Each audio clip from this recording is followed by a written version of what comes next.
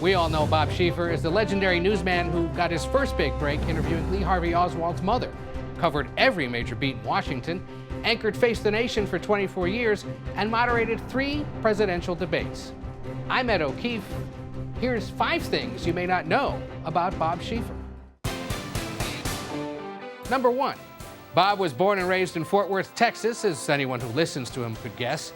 When he first came to Washington, D.C., he tried to lose his Texan accent because he thought it would sound better. Tomorrow, the president will have to have his mind on India. He's holding substantive political talks with Indian Prime Minister Desai. But he eventually gave up and embraced his hometown roots. Shuck the tamale, then eat it. You're going to really like tamales. Number 2.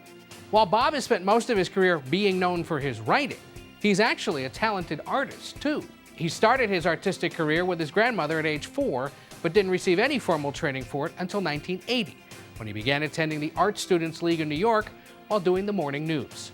His paintings and drawings have all sorts of subjects, from the Lincoln Memorial to the sunsets over the water at his house in Sea Island. Number 3. Painting isn't where Bob's creative side ends. He appears on Honky Tonk Confidential's album Roadkill Stew and Other News with special guest Bob Schieffer. Bob wrote 4 of the songs and even sang the hit TV Anchorman, which tells the story of a young countryman who leaves his job at a gas station to become a TV anchorman.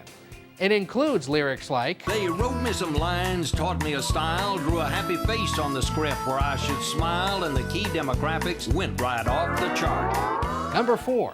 Bob's television career wasn't limited to just news programs. He's dabbled in acting, too. In 2010, he teamed up with another CBS News legend, Morley Safer, for a cameo in the film Morning Glory alongside Harrison Ford.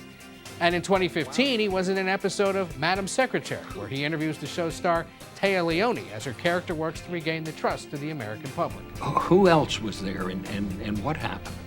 He even ended up taking Leoni as a guest at the White House Correspondents' Dinner, along with real-life Madam Secretary Madeleine Albright. Number 5. Bob's known for his long commitment to CBS News, but an even more important long commitment is the one he's shown to his wife, Pat. The pair have been married for 52 years this week.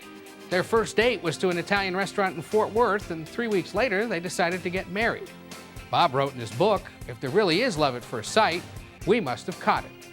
Both served on TCU's Board of Trustees and make it back to TCU football games as often as they can.